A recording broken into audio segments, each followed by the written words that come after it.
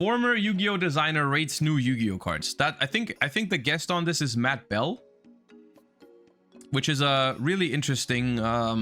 This is interesting to me. I wonder what cards he's showing them, and I wonder what Matt Bell thinks about him. I didn't even know Matt Bell, like until recently. I didn't even know or realize that Matt Bell wasn't part of Konami anymore. I think maybe I've heard it at some point, but I forgot about it. But yeah, this seems like a fun little thing to spend the lunch break with. So let's go ahead and do that.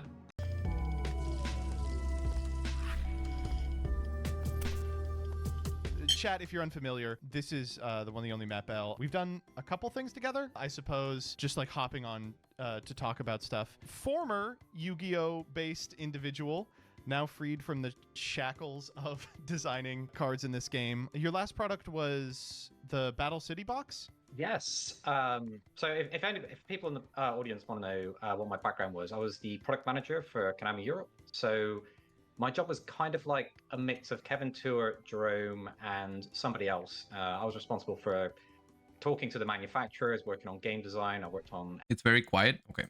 FNL lists. I worked on World Premiere cards. I basically worked on about 200 products, I think, during my 9.5-year stint when I was working with Konami.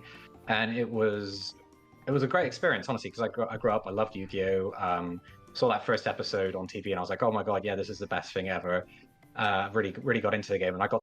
Oh my god, yes. ...to go through the program and eventually start working on a game that was so important to me when I was growing up. And it's changed a lot since then. I won't lie, there was a time when setting T-set was considered a tournament level play that you should be making, to where things are now. For me, Yu-Gi-Oh! The designs that I kind of worked on, I was very much about the fantasy of playing a particular strategy. So if you're playing like a Dark Magician deck, it was important that it felt like you were playing a Dark Magician deck. And these were the kind of things that I worked on, like Dream Mirrors. The inspiration for that was good from Silent Hill. If you saw the movie, it was like the bathroom suddenly rots away into the darkness of what Silent Hill was. And it was kind of like the idea of, can you do this with like a Yu-Gi-Oh theme? Like, can you...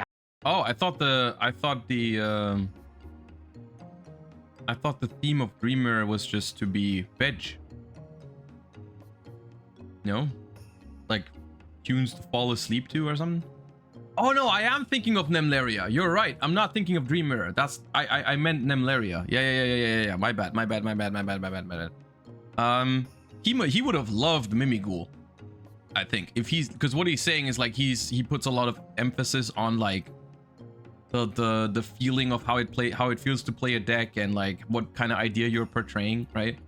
And I do think that is a very cool philosophy, and I also do think that is unfortunately why a lot of TCG exclusive archetypes don't turn out to be super competitive, is because the TCG team tries to design cool cards, whereas the OCG team often just tries to design broken cards. And I feel like you can tell that difference in design if you put like, just put the Mimighoul cards next to the Fiendsmith cards and ask yourself the question of where the differences are, you know? No, I'm going into this completely blind. So I'm a little bit nervous because cards can be... It sometimes takes a while for a card to sink in how ridiculous it'll be, but we'll see how much of that R&D experience comes back to me when we're going through this. Rather than just be like, is this card good or bad? I'd kind of like to get your feelings as a designer. Dude, designing Yu-Gi-Oh cards would be so interesting to me. Like,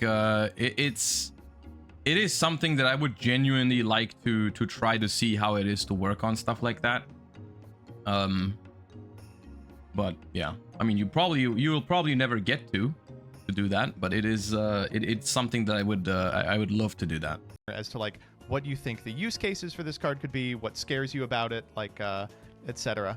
And I want to start with a series of cards that I think I would feel comfortable saying that many people got wrong, including myself, and including the entire OCG, who had a very different understanding of if these cards were good or not. So in about 2022, a series of cards came out called the Runicks. These are modular. You can do Let's one go! of 2 effects, and each one of these cards has 2 different effects. You can activate one of the effects, your next battle phase is skipped, and you can either, this card searches a card, this card protects a monster from being destroyed by battle, this card destroys an opponent's effect monster, and then banish a couple of cards off the top of your opponent's deck, or you can special summon a Runick monster from your extra deck to the extra monster zone. And these are a bunch of low-level fusion monsters with sort of negligible effects. Oh, I should show you also Fountain. Hold up. I should show you the card that makes sense here. So this is the card that kind of makes the deck tick. It is meant to be okay. Yeah, it's meant to be a callback to Spellbook of Judgment. So, to kind of temper expectations here. Yeah. Wait, what?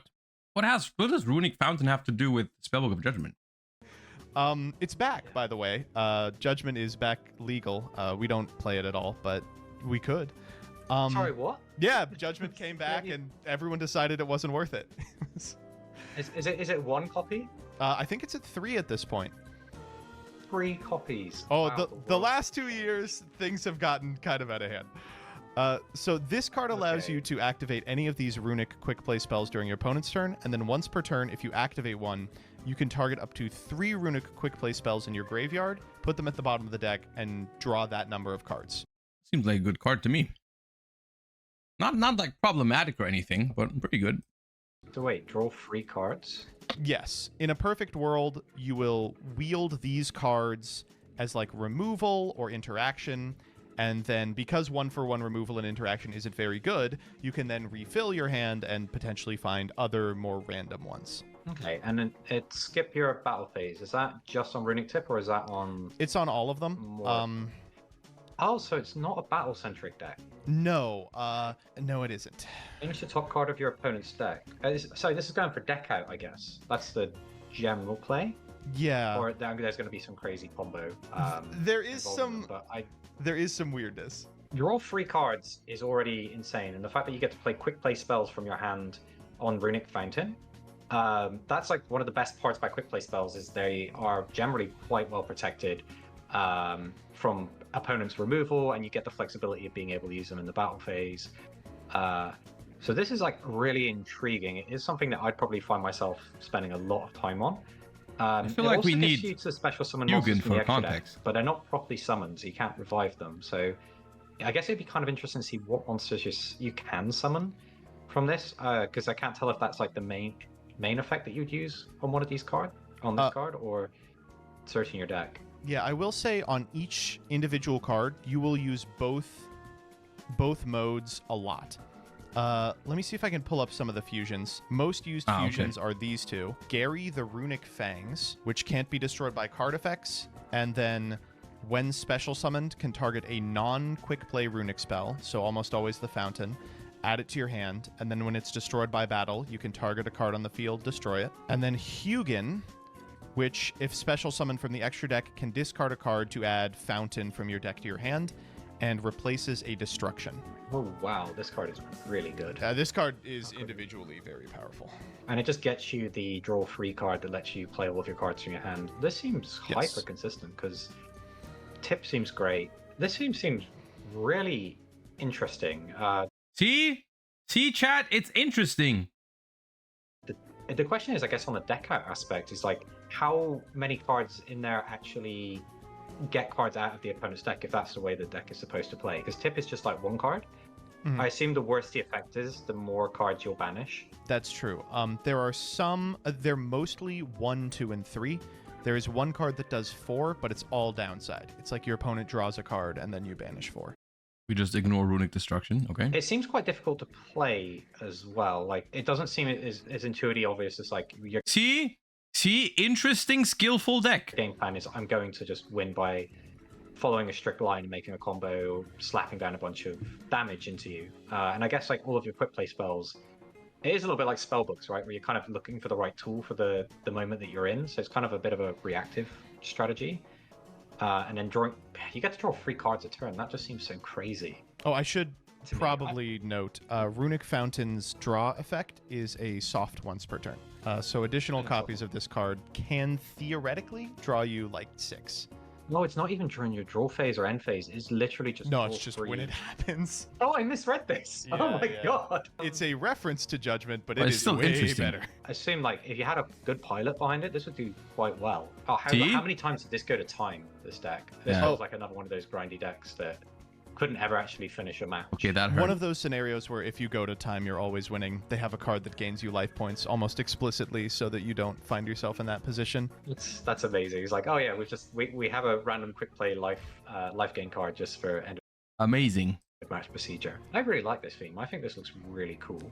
These cards were really cool. They're sick. A lot of people have played them, but they play them in a lot of different ways. This like banish cards off the top of your opponent's deck is really good and does come up, but very seldom wins the game. Usually what happens is because all of these battle phase skips stack, you will have a turn in which you kind of establish control of the board, eat the battle phase, put your opponent on one draw, and then just kill them the next turn.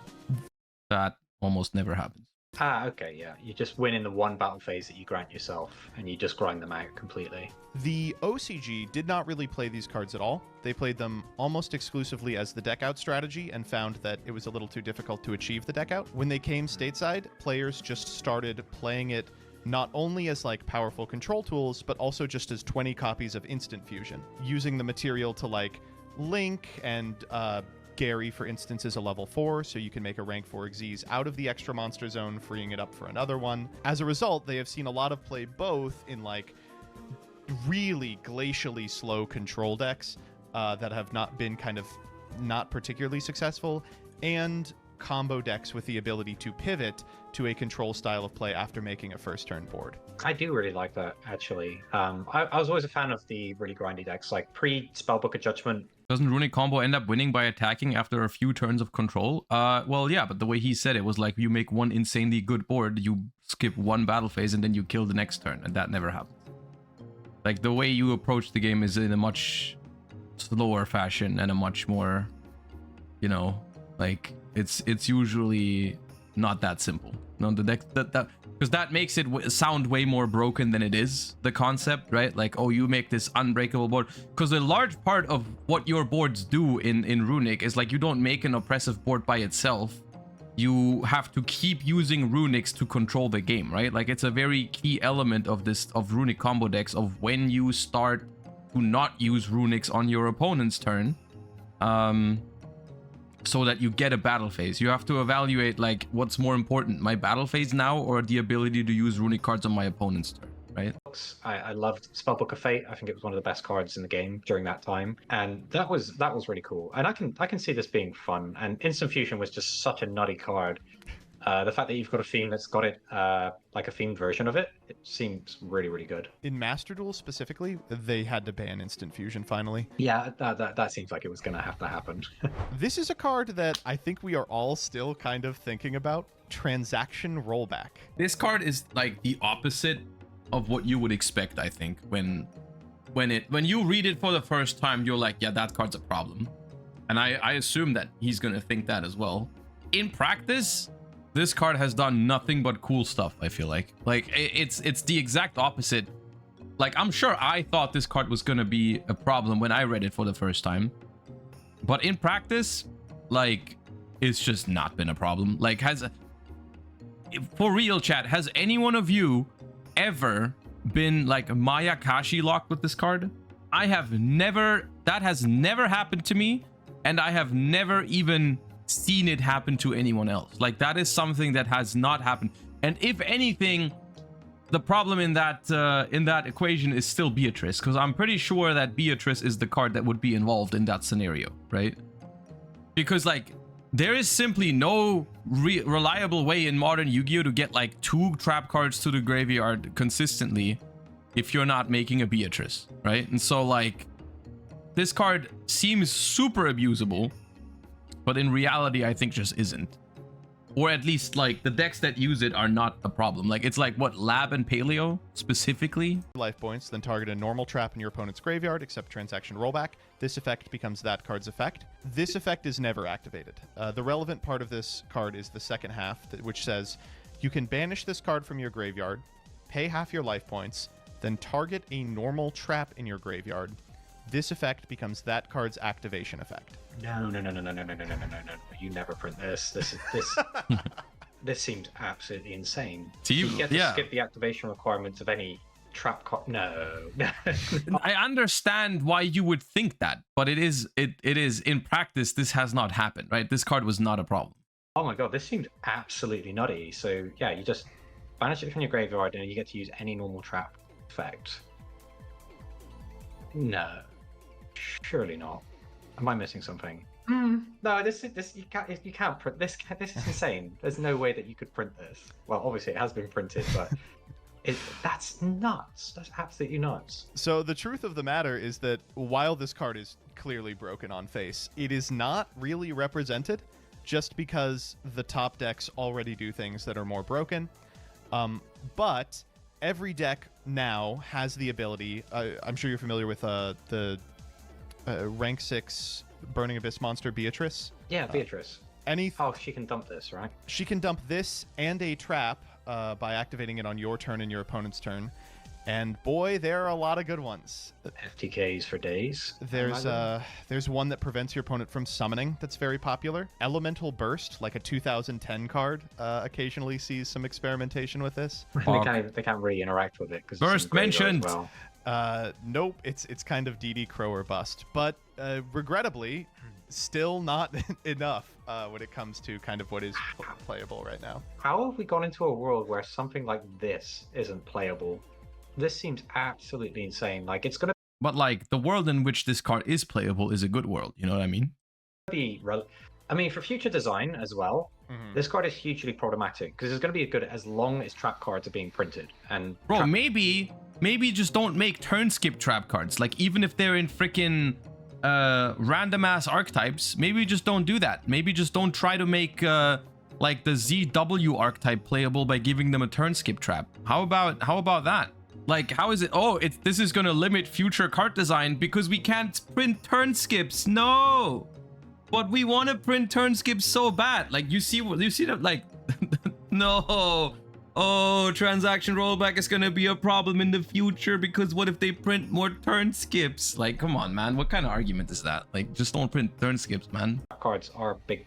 Well, they're not really a big part of competitive play anymore, unfortunately. But any trap you print in the future, regardless of whatever restrictions you put on it. This is literally, in the current format, the equivalent to compare this card to is Angel of Blue Tears. If you're saying they shouldn't have made transaction rollback, you're basically saying they shouldn't have made Angel of Blue Tears because that card sets D barrier. Or that card sets whatever else, right? Like, that is the card you're criticizing right now, which is insane. Different, yeah. You're like, yeah, different dimension ground is fine, but Angel of Blue Tears, that card needs to go. Is always going to be in consideration for that. This is probably something that ends up on the Forbidden Unlimited list someday. This card is nuts, and I can't believe it doesn't get played at all. This card is cool. I would say there was one very powerful trap deck in recent memory called Labyrinth. And it, of course, did max out on this card. And it was a house. It was unbelievable. Because it also doesn't copy the name, you could use it to activate once per turn traps twice. And, you know, there's just so many fun little... There's so many fun little interactions. I don't know if you have seen this card at all, but it is one of the hardest cards, I think, for us to understand if it was good or not. I think in many ways the jury is... Does MBT play the game, like, actually? Yeah, I'm not sure. I don't know, sometimes. Still out. So this is Super Starslayer Ty-phon Sky Crisis. So during the turn of, or the turn after, your opponent has special summoned 2 or more monsters from the extra deck. You can't help but like Ty-phon, right? If he doesn't like Ty-phon, I'm gonna lose all faith. Monster you control with the highest attack. If you do, you can't normal or special summon monsters for the rest of this turn. While this monster is on the field, neither player can activate the effects of monsters with 3,000 or more attack, and then once per turn you can detach a material to return a monster from the field to the hand. So your opponent does their combo, passes back to you, and then you have the ability to Ty-phon during that turn. This is a board breaker card. I really like this, actually, and it's any monster as well that you can just actually summon it onto. Whoever has the highest attack, yeah. This feels really good. I guess it kind of depends on the format. It obviously shuts off all the boss monsters that are over 3,000, but that's still a big window of monsters that can be used. But as a board breaker for picking apart somebody's fill, detaching Dude, what was this? What was this sub notification right above his face, dude? material, bouncing a card, also having 2,900 attack to run over stuff, you lock yourself out of stuff for the rest of the turn. But for playing into an opponent's fill, this feels really good. I'd play around with this actually, depending on the format and what people are trying to do with their turn one combos. I kind of like it. I guess it depends on, is there just like really prevalent Omni negates that are less than 3,000 attack that everybody is playing? Because if the answer is this, the people are gravitating towards stuff. His complaints about Rollback were legit because he was a card designer. Rollback is just a pain at some point in his creativity. I understand where you're coming from, but at the same time, I don't agree with it, because I don't think it limits your creativity when you just can't print trap cards that have super hard activation requirements, but if they get activated, they win you the game on the spot, right? How hard is it to just print normal trap cards that don't like skip your opponent's turn 3 times in a row or something, right? Like how hard is it to just print a normal, not in the sense of like a normal trap card, but just like a normal trap card, you know, like something that's not insane, right? Like just make those. It's not that hard, man. You don't have to make Eradicator, Different Dimension Ground, D-Barrier, and like Mayakashi turn skip traps, you know, like just make normal traps. It's not that hard. But nobody would play those. Nobody plays Mayakashi trap either. Like that card has no purpose of existing. Like it's just not something that should have been done. Like the thing is, if you create the Mayakashi trap, right? There's 2 outcomes. Either it's irrelevant and no one plays it, or even worse, people actually play it.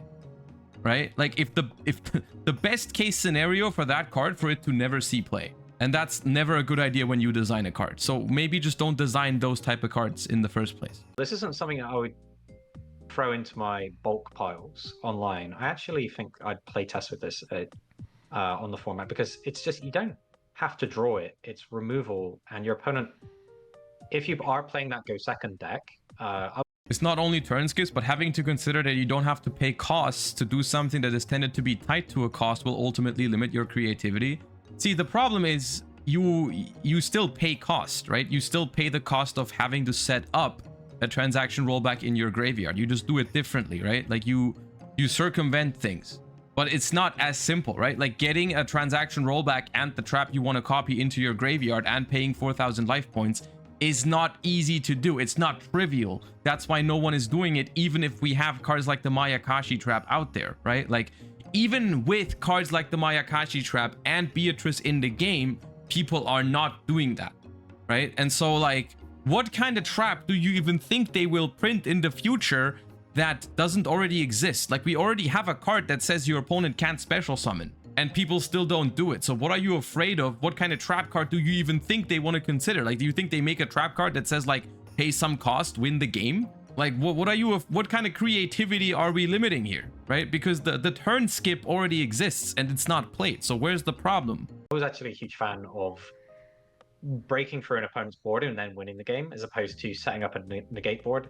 And part of that was because you had to memorize what all of your opponent's choke points were in their combos, versus I'm just going to understand how to pick apart a field where I can see all the text in front of me. If you have more time to play Yu-Gi-Oh, going first was obviously more advantageous. It'll limit design space to some degree. I mean, like, I think that would be true in a universe where, like, this card comes out, like, 10 years ago or something.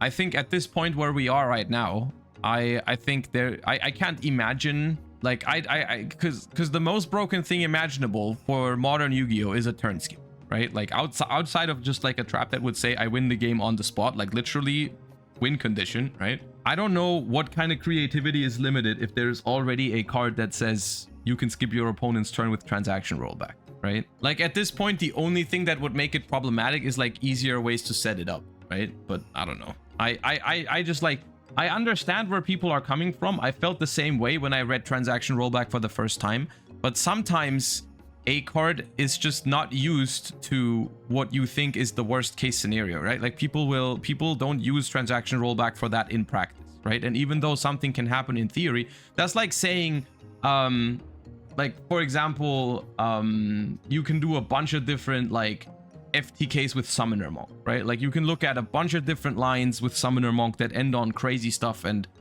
whatever, right? That's like saying Summoner Monk limits the design on level 4 monsters, right? When in practice, no one is using Summoner Monk anyways, and the things you can do with cards in theory don't always translate super well into practice, right? It's not like they have to go back on every single level 4 monster and be like, but what if they summon it with Summoner Monk? Because the Summoner Monk is just not that good of a Yu-Gi-Oh card, and Transaction Rollback, while it is a good Yu-Gi-Oh card, it's just incredibly hard to set up, right? And like, especially even in decks that make Beatrice, there's usually better things to do, right? Only because there's some crazy YouTube combos out there with Summoner Monk does not mean that Summoner Monk limits design space on level 4 mods. And I think the same is true for Transaction Rollback. Even though you can think of a bunch of different things you can copy with it that are really cool, making that work is just too hard and not practical, and it doesn't happen. But back when I was doing Master, I was playing like the AI deck, and my whole goal was to, okay, you've set up, I'm going to just play out this combo that leads with me going access go talker, swing twice, and I'll just break through everything. And this very much plays to the style of Yu-Gi-Oh that I would probably play, so I actually really like this card. What if making that work gets easier? Well, then we might have a problem. But then, like, the thing is, that is true for almost every good Yu-Gi-Oh card, is if you make a lot of other good Yu-Gi-Oh cards that make using that card really powerful, you're gonna have a problem. Yeah. Anyways, Ty-phon, I feel like the only, like, unironically about Ty-phon, sometimes I feel like it's not even good enough with how powerful end boards are these days. But maybe that's not a bad thing. Like, maybe I don't want Ty-phon to be super oppressive against every single end board, but I feel like they honestly, with the power level that Ty-phon is at, I'm thinking they could even have left off the summoning restriction, right? They could have just made you able to summon it and that's it, right? I don't think it needed to lock you out of summoning for the entire turn. I think it would have been fine. Just an extra tool for going second that you can just summon. I don't even think that would be that broken, right? Or something. I mean, I don't know. But like, yeah, Ty-phon is still well designed. It could have even... I think they were just scared to make it stronger. I guess you said like the community doesn't really know where it sits right now. Yeah. There's definitely a place for this in competitive play. It feels really good. So it is... I like it. It is good. It's a very good card, but it is not fantastic. It's not like the greatest card in the game or an immediate auto win on its own. It is a contender. I think the reason why I have a hard time saying Ty-phon should be stronger is because I think Ty-phon is at the level where I want Yu-Gi-Oh cards to be at. And I think if the first turn boards are too powerful for Ty-phon to do anything, I don't want Ty-phon to be stronger.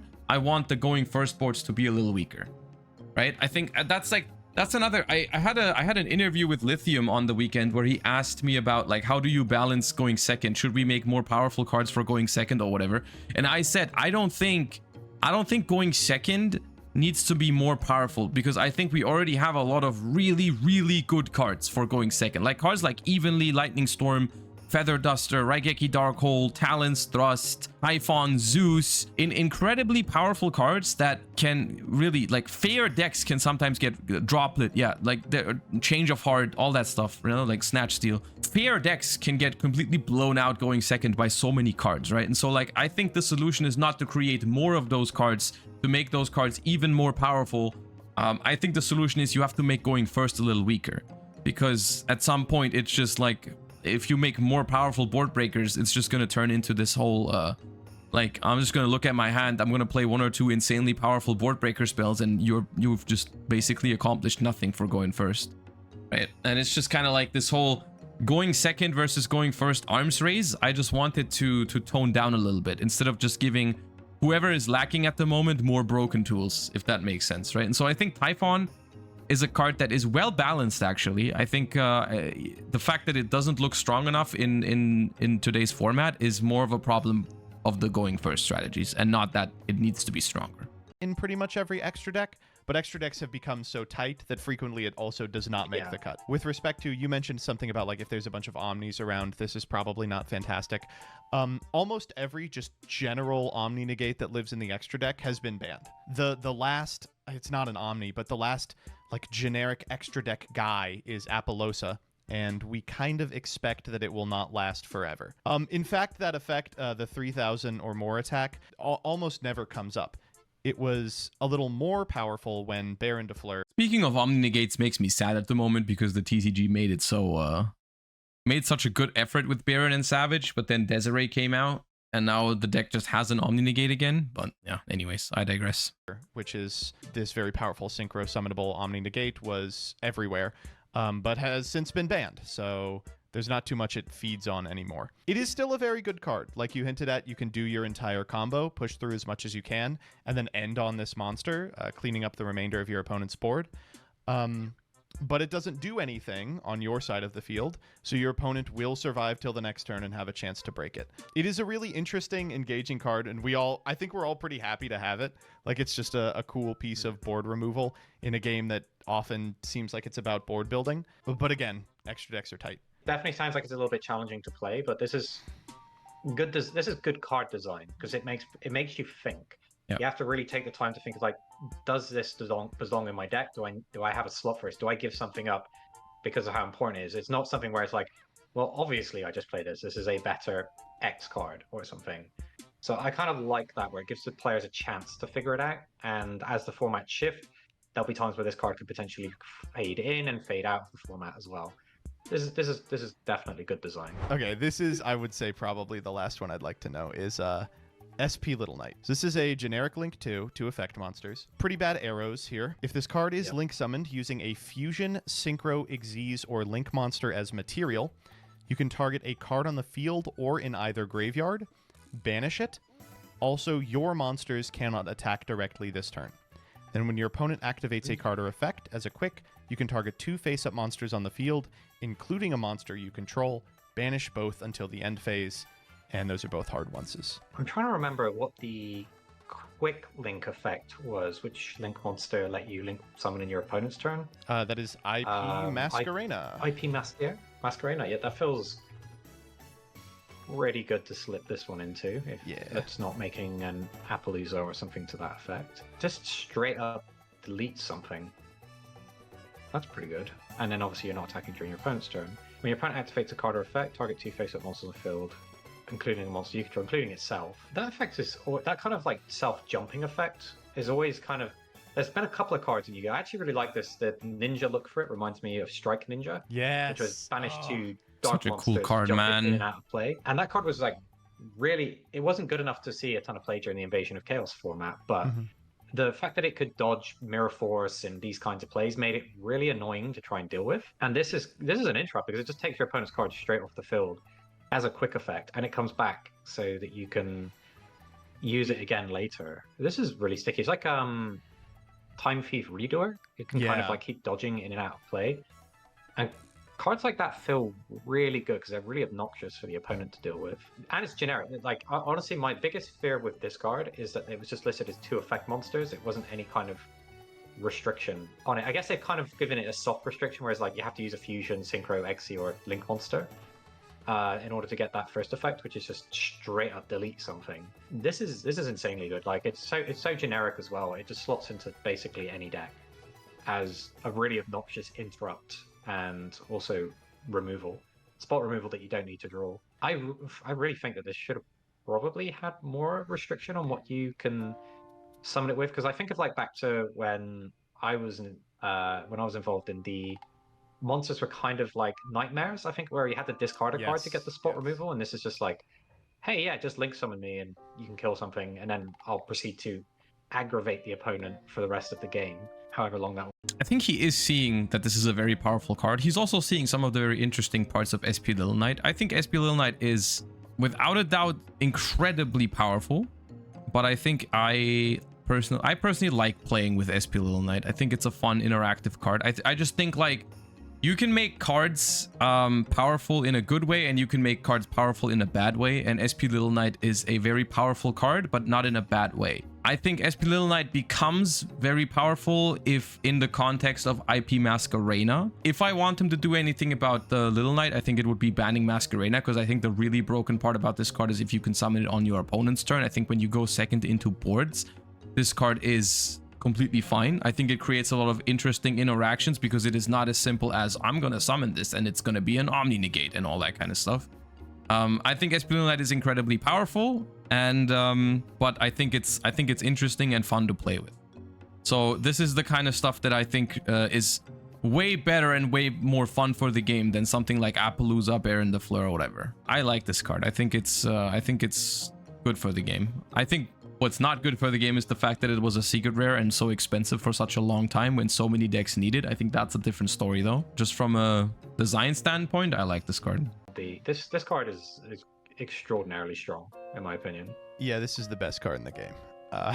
It's not super shocking. You figured out the use case immediately. Is IP Masquerena as part of an end board, makes this on your opponent's turn, allows you to pivot into Appaloosa if you need to. This Fusion Synchro Xyz Link. So I'd like to add that the way that I've used Little Knight is almost never via IP Masquerena, right? Like all the decks that I've played, at least in the TCG since this card came out, I believe have not played IP Masquerena. Like I played a little bit of Snake Eyes, but very little. Most of my decks have just been using this card as a going second card, right? Like even in stuff like I played Melodious and it only came up sometimes and so on and so forth, but I never actually played this card with IP Masquerena. And that's most of my decks, you know, most of like whatever. Like I haven't been playing decks that end goal was just like spam a bunch of bodies and then summon an IP Masquerena as well. So I understand that in that context, I think the card is problematic, but I think in general, in the games that I've been playing,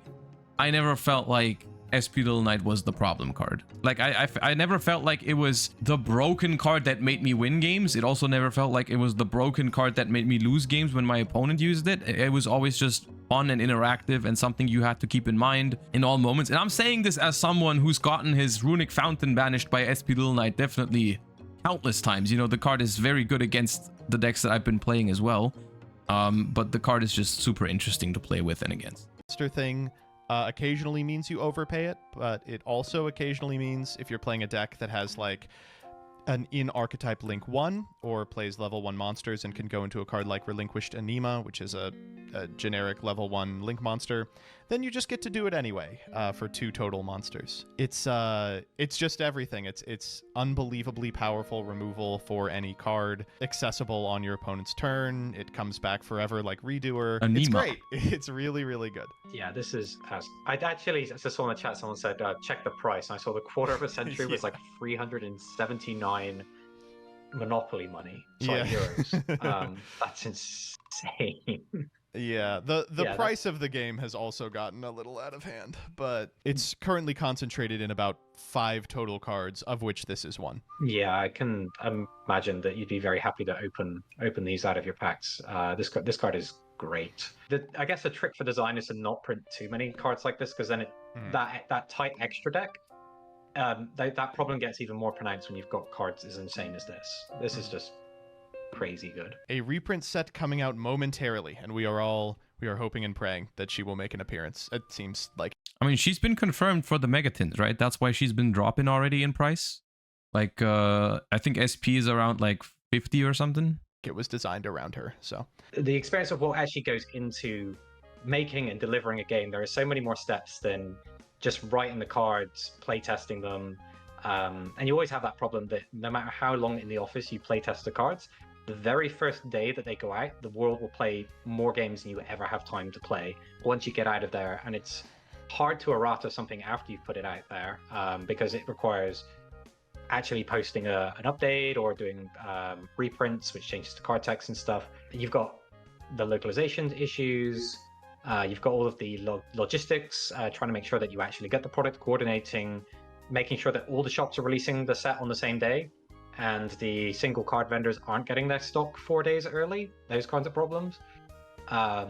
It's a game the size of Yu-Gi-Oh is actually incredibly complex on operating, and I'm very grateful for the colleagues I got to work with for so long. Best of luck to you, and thank you so much for hopping on this. This was so sick. Yeah, this was very cool. I like this. I also I like Matt Bell as a designer. Honestly, my personal experience whenever I've talked to Konami TCG, whether it's Europe or NA people, about their philosophy of the game or something, because I've met a lot of them, not all of them, but I've met a fair share of the people that work at Konami, and whenever I talk to them, I just get nothing but like good feelings about like how they feel and approach the game. I feel like a lot of the people that work at Konami really care about the game and trying to make it a healthy environment and stuff like that.